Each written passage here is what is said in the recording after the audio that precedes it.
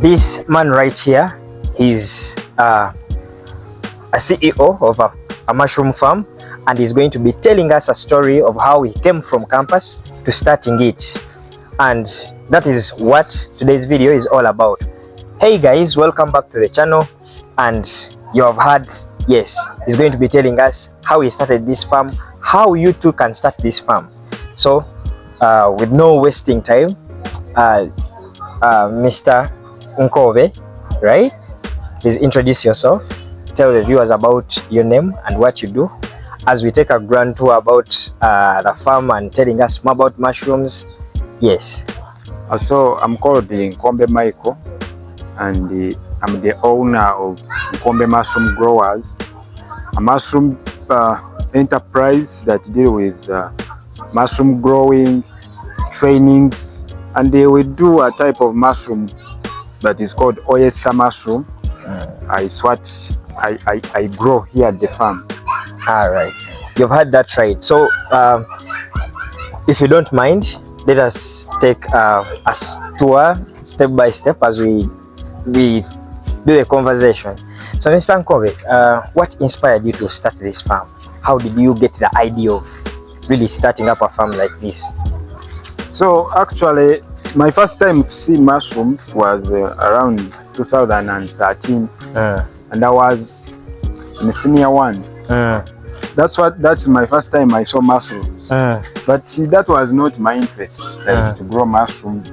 I used to see my mother growing these mushrooms. Would buy the ready-made gardens and the mushrooms, and then she grows them. Then my brother who studied lab, so you know lab in mushrooms, we do a lot of lab work where you have to test this, and then so my brother who studied lab, like medicine, so he came after finishing campus. He came and started growing the mushrooms, and for him he didn't look for a job. So he said, "Me, I'm going to start growing mushrooms, and then maybe later I can get a job." So, and eventually up to now, my brother has never got a job. He's also doing mushrooms. Mushrooms. Yes. Self-employed. So that's when, in the year 2019, I joined the university. I joined university, and I was on government doing agricultural engineering. So me, I wanted electrical engineering, maybe civil, but they gave me agricultural engineering on diploma. And I said, okay, I'm going to give it a try. So when I reached there, I fell in love with agriculture, because everything, like, we apply engineering in agriculture. So that's when I realized I can also grow mushrooms and maybe apply the engineering knowledge in the mushroom business. And you had seen it, your mom do it, so you added a special touch that you got from school to this, what we see right now. To this. So that's why, like, education is good, but if you can apply it, not like you're always looking for jobs, there's no value you are putting. You're just looking for jobs. If you can apply your education, it is good. So now, Mr. Nkombe, yes, you know, you've talked about your school and how you get the idea, right? So it is one thing to have an idea and another thing to really execute the idea. So how do you start on executing the idea and seeing now the farm that is attracting a lot of people to come and see?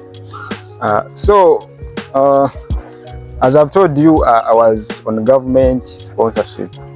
So I had PCM, physics, chemistry, math, and I had to get 16 points, and I applied for government.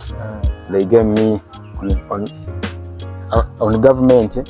So remember, government, they give you allowances, feeding allowances, and actually it's the money I saved start. That was around 2019. So I would save So I remember by then they gave us that money a little bit late, but I had gone with my own money. So the other one they gave us, I never touched it. It was around the 560,000. So I think I touched there around 150,000. Then the rest, I sent it to my brother. By then, my brother was already in the business. In the process, he was already doing it. He was already doing it. So I sent him that money, invested for me. I think by the time the first semester ended, that money had made me 1 million plus. Really? Yeah, 1 million plus. So remember, that's when now COVID, around 2020, yes. That's when COVID now, the pandemic came. So we had to come back. So me, when I came back, remember by then I hadn't had the mindset of entrepreneurship, like business. So me, I was like, I invest my money, I use it at school, just like that. So, but afterwards, during that course of COVID, I think it took me 6 months. Then I said, it was like the pandemic is not ending. So I had to look for another way. What if school doesn't work out?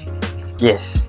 How will I survive as a man? Yes. What if school doesn't work out? Because it was like as if the pandemic will never end. So that's when I had someone, we went and got land, we rented, and then we started. That's how now. But remember, I had a skill because I had worked during holidays. I would work with my brother. Yes. So I had a skill for 2 years. I would work with my brother, all these processes. I got the skill from my brother's farm. Oh wow.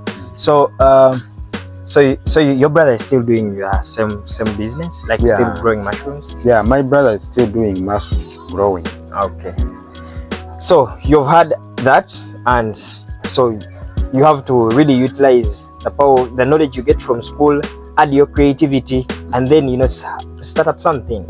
All right, Mr. Nkombe, I'm seeing a lot of things here. I'm seeing these big drums of water. I'm seeing the other huge saucepan and this other huge one. Is it all part in the process of making mushrooms? Can you really take us through the process? How do we come from from the start to the end point of seeing the product? So mushroom growing is like a process. It is also a process. It is also a process, and this process, it starts with sourcing the raw materials. And for some people, there are people who doesn't know that we grow mushrooms can be grown. But actually, you can grow mushroom. It's like any other plant. You just have to know what it requires. So mushrooms also require soil for plants, other plants. But for us, we will call it substrate. Substrate. That is the soil for mushrooms. So the first thing is to source that substrate. You source it from wherever. You can either buy it or you can be having it at your home. So substrates we can use, you have cotton hussks, have maize cobs, banana leaves like these ones. Yes. Dry ones or fresh ones? The dry ones. Okay. You have maize hussks, coffee hussks, straw.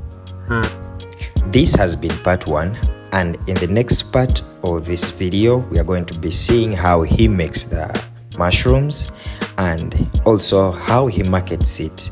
How much money does he make from mushrooms? Can't wait to see you on the next episode. God bless. Thank you for subscribing. Thank you for supporting. Let's meet again.